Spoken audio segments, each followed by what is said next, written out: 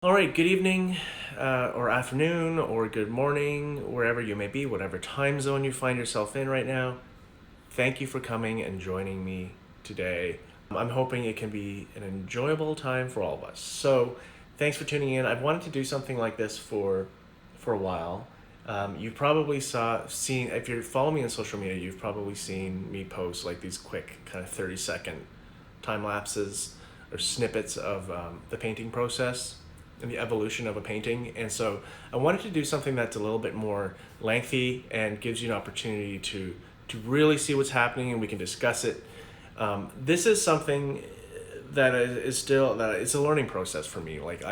I've been doing this digital painting thing for probably a year now, and I'm still learning a lot as I go, for sure. Every time I do a new piece, I'm learning something fresh, something new, which is what's exciting. That's what makes it fun.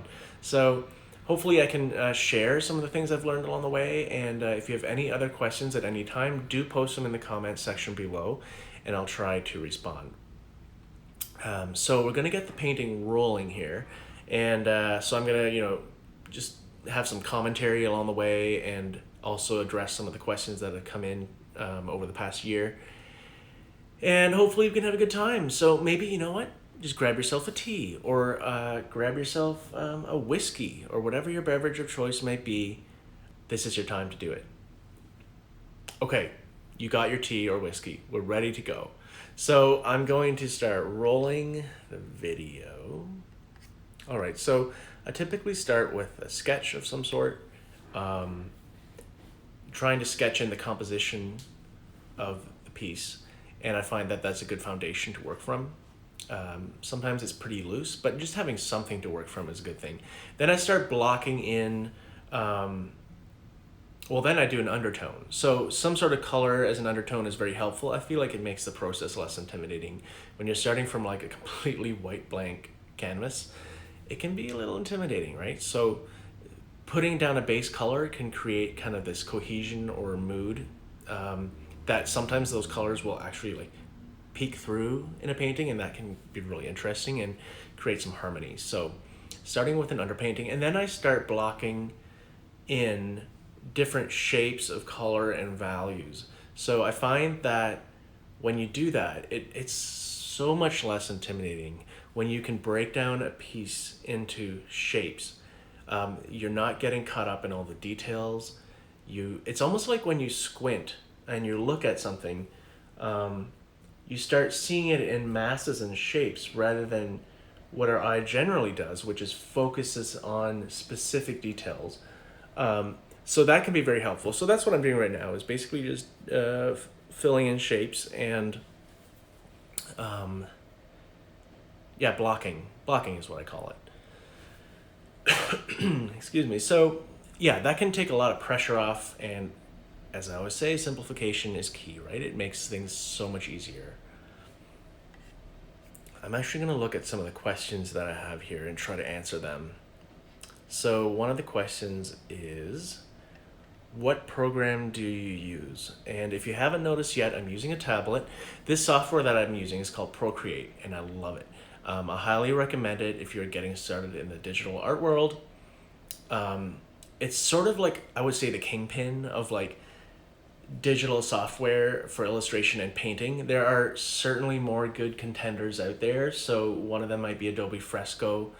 There's a new one that's becoming quite popular called ArtEdge, and even another one that's called Poly that some background artists are using, especially for like on location plein air painting. Affinity is another one. But Procreate, I find it's very versatile, and it like gives me options to.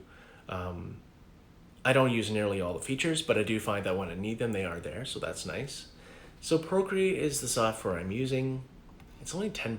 I think it's $10, so very affordable. I mean, you can spend $10 on a canvas, right?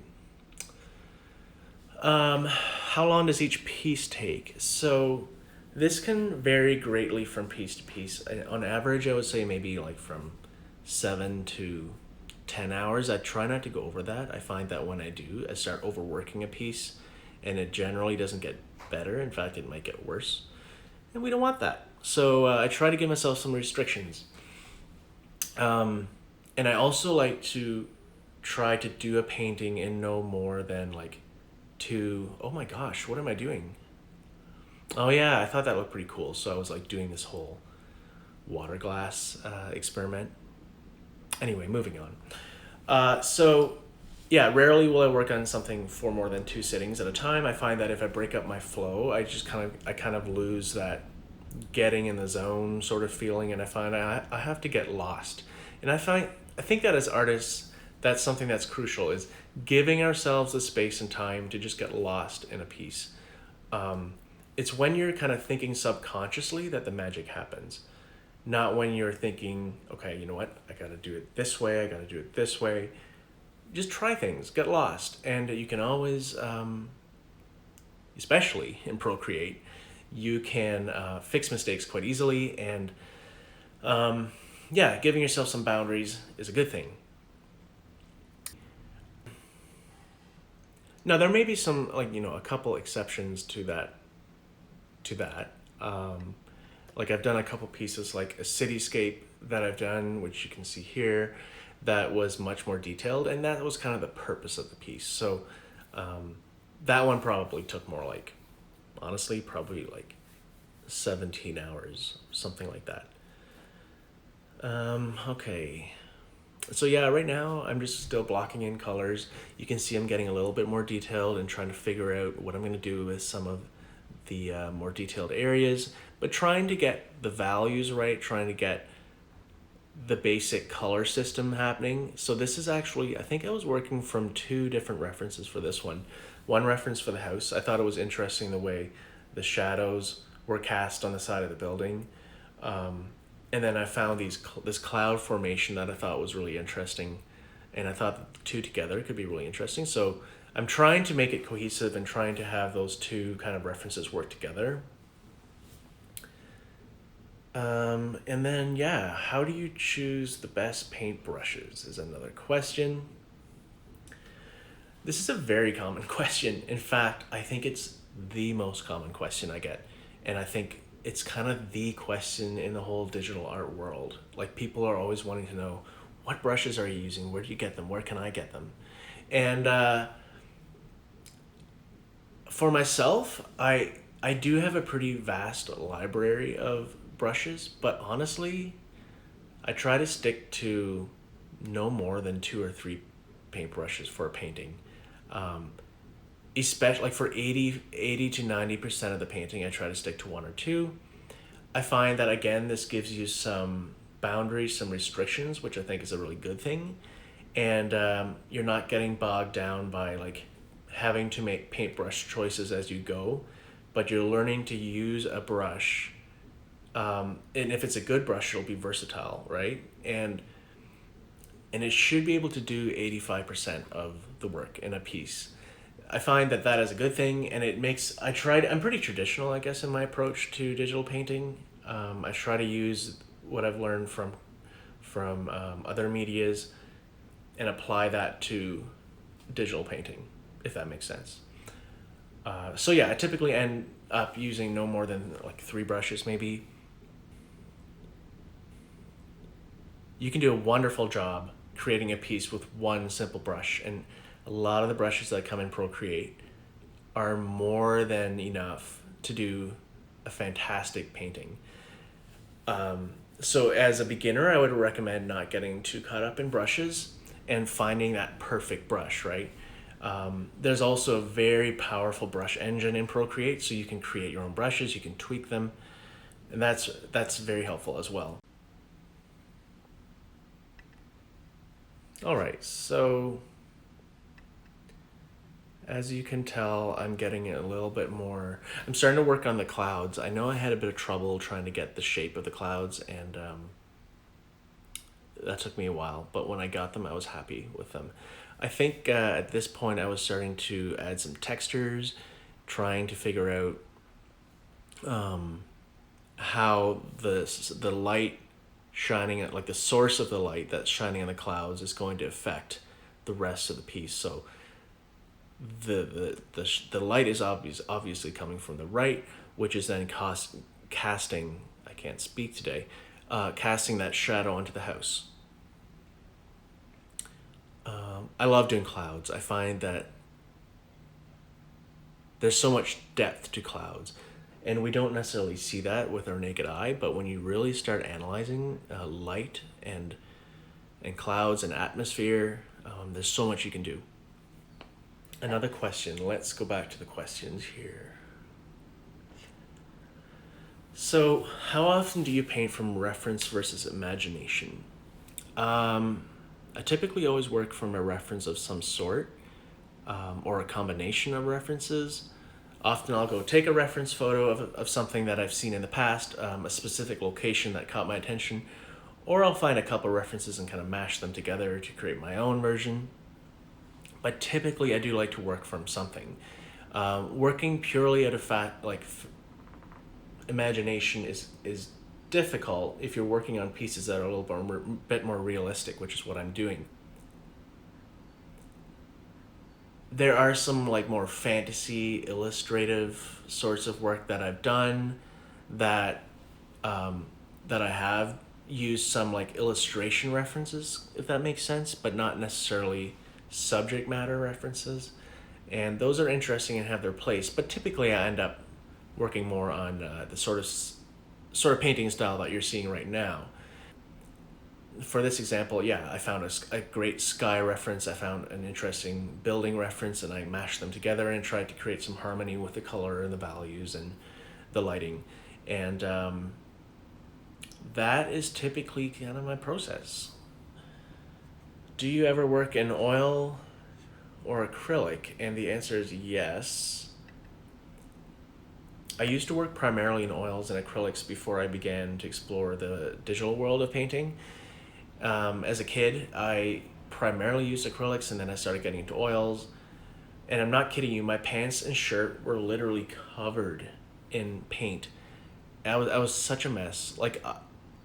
I'm such a messy artist. So I think like this whole digital world has been really interesting and been probably a good thing for me because I'm not wasting paint.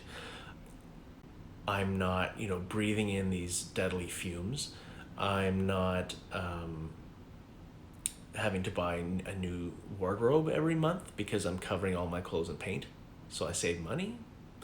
But all that to say, I definitely do want to get back into other mediums. Like gouache is something that really interests me, so I'm hoping to get back into that. But I find the digital world is very interesting, and it's just another medium. And right now, that's kind of what I'm focusing on. And any practice is good practice, right? I think we've talked about that before.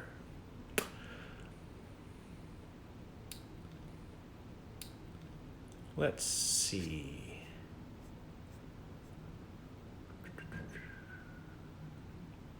So yeah, I'm still blocking in colors as I go, getting a little bit more, focusing a little bit more on the cloud shapes and the colors and the structure of those clouds, because really the cloud is a central piece to this painting.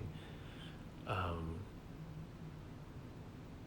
but sometimes it just takes some experimentation, trying different things until you're happy. How do you select colors is another question. So typically I try to figure out what mood or time of day do I want to portray before I start a painting. In this case, it's like late afternoon, early evening probably, and I wanted to convey that mood. Sometimes the source I'm working from initially captured my attention precisely because of the mood and the atmosphere and the colors that I wanted to convey. I think color is very important to me and kind of the style of work that I do. I think it can change the mood of a scene dramatically when you change the colors. I think value is also very, very crucial, and probably most crucial to get down first. The different values, which is basically the darks and the lights. But for my work, I enjoy using quite vibrant colors to convey like moods and emotions in a piece. So kind of like a nostalgic emotion almost, if that makes sense. Another question, Brooke asks, I imagine you use layers in your program, and if so, how many? Good question. Yeah, this software Procreate is actually quite similar to Photoshop. If you've any experience with Photoshop, and in Photoshop, if you're familiar with it, you work sort of top down with layers. So I often keep my sketch on one layer, and then from there have another one for like my undertone color, and then another one would be for kind of the blocking in. And from there, I try to keep a minimal amount of layers. I do find that the more layers you add, the more complicated a piece can get. And because I work quite traditionally, and my approach is quite traditional, I try to sort of like treat the process as the same way I would if I was working in acrylic or oils. So I have a primary layer where I do like the majority of my painting. I might use a few additional layers for details, but I try to work primarily on one layer simply because I like the more traditional feel. It replicates. It forces you to really push paint around and cover up mistakes organically as you would if you were working on an actual canvas. It would work, sorry, what was I going to say? If I used separate layers for different things, it would mostly be like primarily be for effects and sort of the details that I might want to add at the very end. So if I am working with multiple layers as I go, I'll generally try to collapse them or merge them.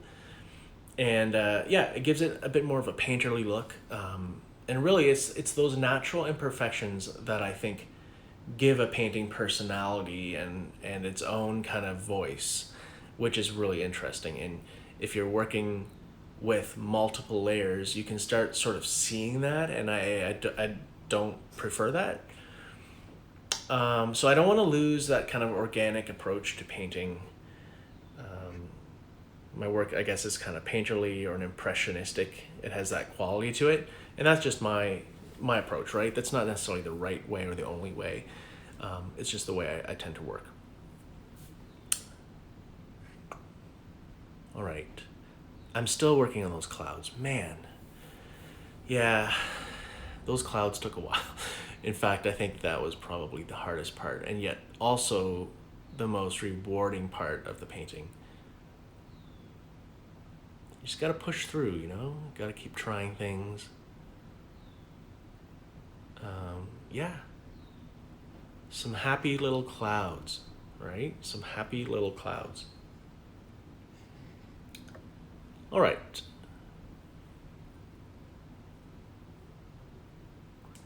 Another point I'd like to make, as far as working from references, especially, just because something is there doesn't necessarily mean it needs to be there.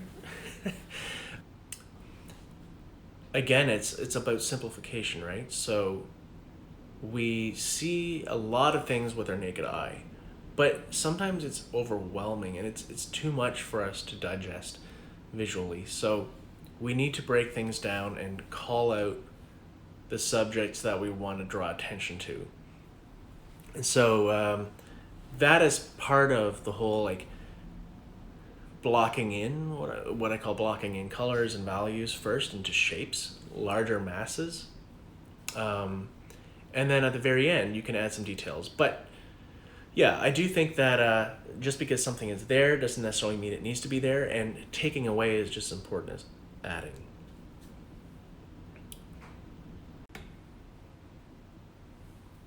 Okay, let's move on. As far as the painting process is going right now, you'll see I'm getting a little more detailed, trying to figure out a couple more of the house structural details and elements. So it's making the painting come alive a little bit more, which is interesting. Another question I had was, how do you blend colors? And here's a truth bomb for you. Don't blend your colors. There may be certain styles that definitely, there are exceptions to every rule, right? But technically, I actually try not to blend colors as much as possible. So I try, and I think this is what most artists would probably advise, and that is try not to blend your colors. Try to let each brush stroke stand on its own, and that's what's going to really give you a unique style and bring personality to the painting. So it's more about the colors you use together, brush stroke by brush stroke, if that makes sense, that create an illusion of harmony or blending, not actually blending the colors. So if you really start to look at the details of an impressionistic kind of style of painting, or more, or even just dead on realism, you'll notice that for the most part, it's an illusion when you think colors are blended. So if you actually begin to blend, or rather smudge colors together, it starts to get muddy, and it kind of loses that painterly look that in my case I'm trying to achieve. So of course there are some exceptions to that rule, but in general it's best not to actually blend, but be intentional with your brush strokes. This takes time and practice when it comes to when you want it to become a natural response, a natural approach to painting. But after you do it enough, it becomes intuition, and you develop your own unique technique. And I think how you use brush strokes is a big part of how you develop your own style. And you can't really force it, I don't think. Like, I think you honestly just have to, do a bunch and try, and it'll eventually become, you'll have your own unique approach to how you lay down brush strokes, and that will become sort of your signature look. It will happen, but it can't necessarily be forced, I don't think. And this is something that I'm still experimenting with all the time. Like, I feel like I haven't really found my home yet, necessarily, when it comes to a specific style. I do think that for the most part, I do have kind of a specific quality to my work, like a specific sort of theme, and that is often nostalgia or creating mood or atmosphere in a piece, and kind of inviting you into the experience of what's happening. But as far as style, like, I'm still trying things and experimenting and trying to push myself out of my comfort zone.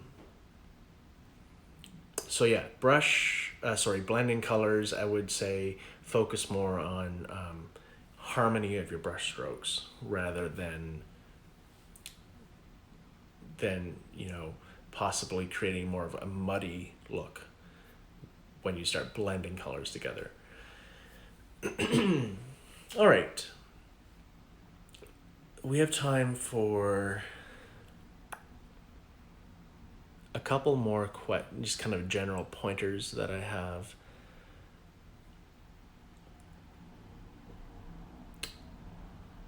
So at this point, you can see I am getting into details, but as we discussed before, I try to resist the urge to get into too much detail.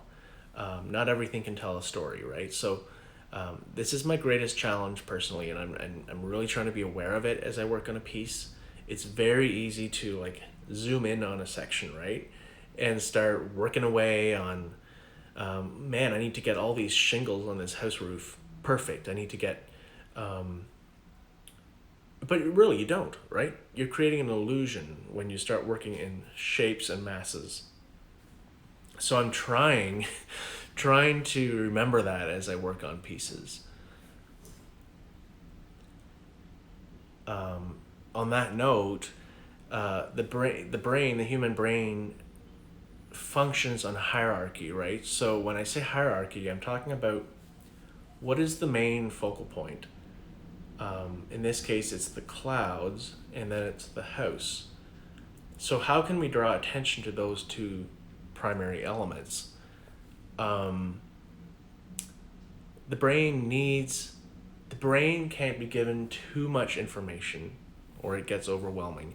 And I know I'm kind of harping on this whole thought, and but I do think it's very important. I think simplicity is very important. So that's kind of why I keep coming back to that, because our brain simply can't absorb a whole lot of information. So, for example, if you're outside at a, let's say you're at, I don't know why, but I'm just kind of thinking of like, let's say you're at an amusement park, and an amusement park is generally quite busy. There's a lot going on. You've got roller coasters, you've got swings. I don't know. I haven't been to an amusement park in quite a long time, but you've got what do you all have at bumper cars, carousel, merry-go-rounds, but roller coasters. You've got all these different things that are trying to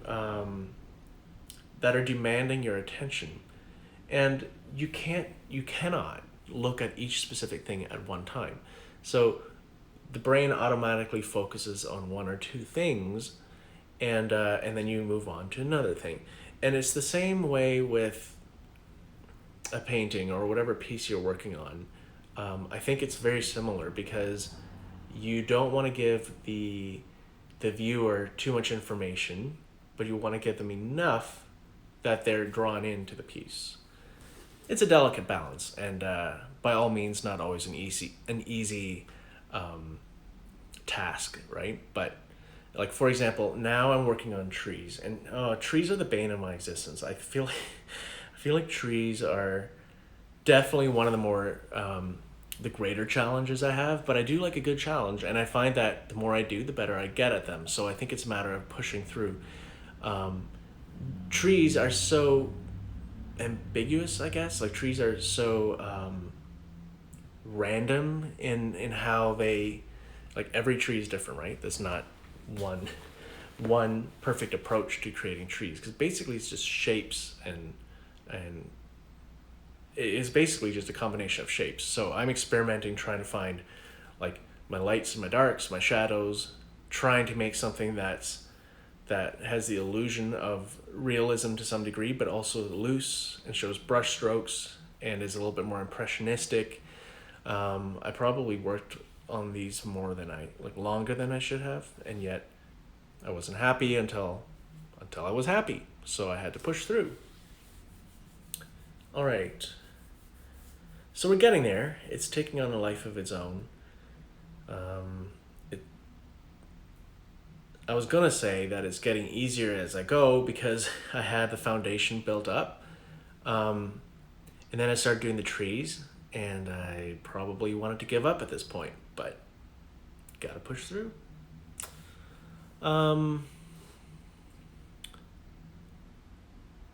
Yeah, another point that I had in what I was talking about before, as far as how we tend to want to include a lot of detail. I do think that as adults, we often overthink things. So that's why sometimes, like, why children's work is sometimes actually favorable or preferable, because they see things differently. And somewhere along the line, as adults, we kind of lost that that way of observing the world, and we see everything, we think about everything, whereas a child has blinders on, I guess, almost, and they are able to observe one or two things at one time without everything demanding their attention. So if we can kind of put that into our work and approach it more from a child's perspective, I think that's very helpful.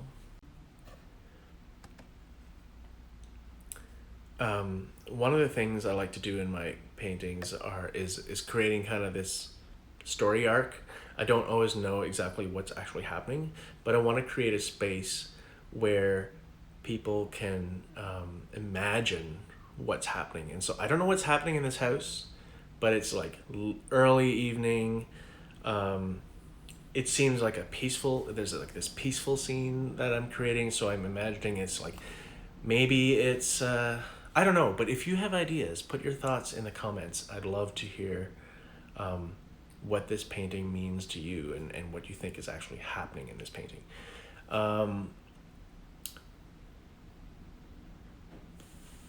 What else can we discuss? We're getting close to the end. I guess as far as like edges go, and brushes go, I would say 100% opacity is best, and no feathering. By that I mean using a brush that has hard edges, ideally, and is at 100% opacity, so no transparency. So I like to keep a hard brush and use value and color differences, so that my brush strokes can work together. So yeah, some. Oh, we're done. We're done. Okay, that's great.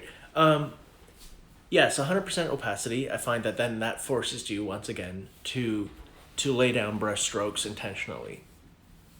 And sometimes you can loosen up edges where you don't want the eye to go, and then other times something magical really happens when you use some straight edges and then also some soft edges. And it's interesting. It's an interesting way to create contrast and force your eye to focus on certain things. So, excuse me, for example, the trees have like these soft edges to the brush strokes, and the way the brush strokes work together, whereas the house itself has a lot more contrast and hard edges, right? And that's what draws your attention to the house, because it has a lot more detail and a lot more hard edges.